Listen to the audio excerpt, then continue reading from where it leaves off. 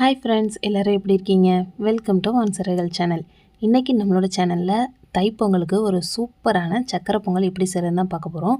இதோட டேஸ்ட் பார்த்திங்க அப்படின்னா அப்படியே நம்ம கோவில்களில் வாங்கி சாப்பிடுவோம் இல்லையா, அதே டேஸ்ட்டில் இருக்கும். அது போக இதோட ஸ்ட்ரக்சரும் சரி, தண்ணியோட அளவும் சரி, எல்லாமே எப்படி கரெக்டாக சேர்க்கணும் அப்படின்ற டிப்ஸு இந்த வீடியோவில் ஷேர் பண்ணியிருக்கேன். ஸோ இப்போ வாங்க டைம் வேஸ்ட் பண்ணாமல் வீடியோக்குள்ளே போகலாம். சக்கரை பொங்கலுக்கு நம்மளுக்கு ஃபஸ்ட்டு தேவைப்படக்கூடிய முக்கியமான பொருள் பச்சை அரிசி தான்.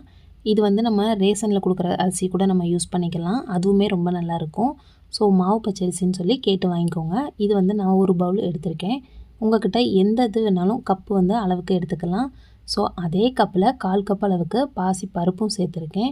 இதை தண்ணி ஊற்றி நல்லா 2லேருந்து 3 அலசி எடுத்துக்கலாம். ஃபஸ்ட்டு அலசுகிற தண்ணியை மட்டும் நம்ம செடிகளுக்கு ஊற்றிக்கலாம். அதுக்கப்புறமா அலசக்கூடிய 2வது அலசு 3வது அலசு தண்ணியை நம்ம எடுத்து வச்சுக்கலாம். ஏன்னா அந்த தண்ணியில் நம்ம பொங்கல் வைக்கும் போது தான் நம்மளுக்கு பொங்கல் நல்லா பொங்கி வரும்.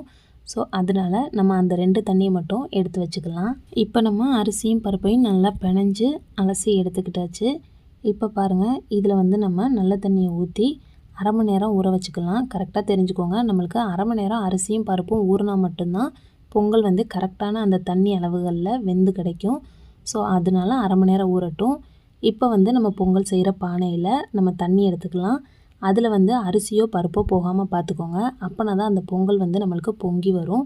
ஸோ இப்போ இதில் நான் என்ன அளவுகள் சேர்த்துருக்கேன் அப்படின்னு பார்த்தீங்கன்னா, மொத்தத்தில் 6 கப்பு, அதாவது 5 கப்பு தண்ணி, 1 கப்பு அளவு பால் சேர்த்துருக்கேன். இது நான் காய்ச்சி ஆற வச்சுருக்க பசும்பால் தான் சேர்த்துருக்கேன். உங்கள்கிட்ட பசும்பால் இருந்தால் சேர்த்துக்கோங்க, அப்படி இல்லைனா பாக்கெட் பால் கூட சேர்த்துக்கலாம்.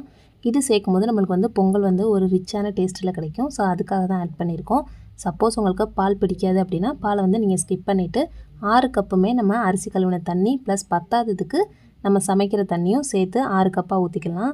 இப்போ பாருங்கள், நம்ம ஃப்ளேமை ஹையில் வச்சுருக்கணும். ஹையில் வச்சா தான் நம்மளுக்கு ஒரே மாதிரி பொங்கி கிடைக்கும். ஸோ இப்போ நம்மளுக்கு பொங்கல் அழகாக பொங்கி வருது. பொங்கல் செய்கிறது சாதாரண விஷயம் இல்லை. இந்த மாதிரி பொங்கல் பொங்கலை அப்படின்னா அவங்களோட மனசு ரொம்ப கஷ்டப்படும். ஆனால் இப்போல்லாம் நம்ம குக்கரில் ஈஸியாக பொங்கலை வச்சிடறோம். இந்த மாதிரி பானையில் வச்சு அந்த பொங்கல் பொங்குச்சு அப்படின்னா தான் அந்த வருஷமே எல்லாருக்கும் நல்லாயிருக்கும் நம்ம குடும்பத்தில் அப்படின்னு சொல்லி ஃபீல் பண்ணுவாங்க. ஸோ அதனால் இப்போ நம்மளுக்கு பொங்கல் பொங்கிடுச்சு. இப்போ இதை நம்ம பானையை 3 தடவை சுற்றி 3 தடவை நம்ம அரிசியும் பருப்பையும் எடுத்து போட்டுக்கலாம். போட்டதுக்கு அப்புறமா நம்ம மீதி இருக்கக்கூடிய அரிசியும் பருப்பையும் அது கூடவே ஆட் பண்ணிக்கலாம். அது போக இன்னொரு டிப்ஸ் என்ன அப்படின்னு பார்த்தீங்கன்னா, நம்ம 1 கப்பு பால் ஆட் பண்ணுறதுனால நம்மளுக்கு கண்டிப்பாக பொங்கல் பொங்கி தான் கிடைக்கும், கொதிச்சிடாது. ஏன்னா கொதிச்சிச்சு அப்படின்னா அவங்களோட மனசு ரொம்ப கஷ்டப்படும். அதுக்கு பதிலாக நம்ம இப்படி ஒரு 1/2 லிட்டர் பால் அந்த மாதிரி ஆட் பண்ணிட்டோம் அப்படின்னா அது அழகாக பொங்கி கிடைக்கும், மனசுக்கும் சந்தோஷமாக இருக்கும். இப்போ நம்ம அரிசியும் பருப்பையும் சேர்த்ததுக்கப்புறமா நம்ம ஹை ஃப்ளேம்லேயே வச்சு நல்லா கொதிச்சதுக்கப்புறம் அதுக்கப்புறம் நம்ம கொஞ்சம் மீடியம் ஃப்ளேமில் வச்சு கிண்டிக்கிட்டே இருக்கணும். ஏன்னா நம்ம பச்சரிசி பாசிப்பருப்பு ரெண்டுமே சீக்கிரமாக அடிப்பிடிக்கக்கூடியது. ஸோ அதனால் நம்ம ஒரு 2 நிமிஷம் 3 நிமிஷத்துக்கு ஒருக்கா இந்த மாதிரி கிண்டிக்கிட்டே இருக்கணும். ஸோ கிண்டிக்கிட்டே இருக்கல நல்லா நம்மளுக்கு வெந்து குழஞ்சி இந்த மாதிரி தண்ணி நல்லாவே இஞ்சி கிடச்சிரும். ஸோ இந்த மாதிரி இருக்கையில் நம்ம எந்த அளவுக்கு வெந்திருக்குன்னு டெஸ்ட் பண்ணி பார்க்கல. இது ஒரு 80% பச்சரிசி வெந்துருச்சு.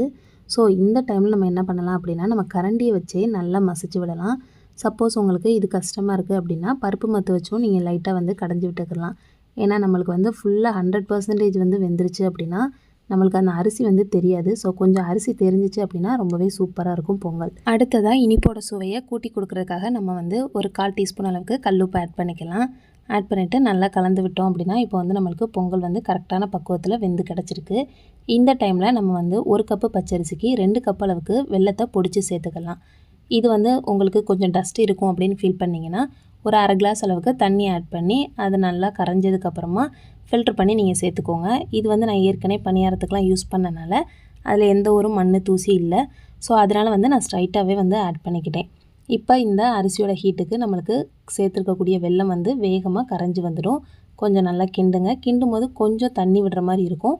பட் அது கரெக்டான கன்சிஸ்டன்சியில் நம்மளுக்கு கிடச்சிரும். 1 கப்பு அரிசிக்கு 6 கப்பு அளவுக்கு தண்ணி எடுத்துக்கோங்க, கரெக்டான அளவாக இருக்கும். இப்போ இந்த வெல்லம் கரைய நம்மளுக்கு பொங்கல் ஒரு கிளாஸி லுக் கொடுக்கும் பாருங்கள். இப்போ பாருங்கள், நம்மளுக்கு வெல்லம் அழகாக கரைஞ்சி கிடச்சிருச்சு. அதே மாதிரி வெல்லம் வாங்கும்போது கொஞ்சம் டார்க்காக இருக்க மாதிரி பார்த்துக்கோங்க. ஒரு மாதிரி லைட் எல்லோவாக இருந்துச்சு அப்படின்னா பொங்கலோட கலரும் நல்லா இருக்காது. கொஞ்சம் திக்காக இருந்துச்சு அப்படின்னா இதே மாதிரி சூப்பராக உங்களுக்கும் கிடைக்கும். அடுத்ததாக இப்போ ஒரு பேனில் நம்ம ஒரு 4 டேபிள் ஸ்பூன் அளவுக்கு நெய் சேர்த்துக்கலாம். நெய் நல்லா உருகினதுக்கப்புறமா அது கூடவே 50 முந்திரியும் சேர்த்துக்கலாம். முந்திரி வந்து நம்மளுக்கு பொன்னிறமாக வரட்டும். கொஞ்சம் உடச்சி சேர்த்தோம் அப்படின்னா நிறைய இடத்துல நம்மளுக்கு வந்து பொங்கல் சாப்பிடும்போது முந்திரி வந்து கடிபடும். ஸோ இந்தளவுக்கு பொன்னிறமாக வந்ததுக்கு அப்புறமா நம்ம ஒரு 25 கிராம் அளவுக்கு உலர் திராட்சையும் சேர்த்துக்கலாம். இதை வந்து சேர்த்ததுக்கப்புறம் நம்ம வந்து ரொம்ப நேரம் அடுப்பில் வச்சுருந்தோம் அப்படின்னா அது வந்து கொஞ்சம் கலர் வந்து ரொம்ப சேஞ்ச் ஆகிடும்.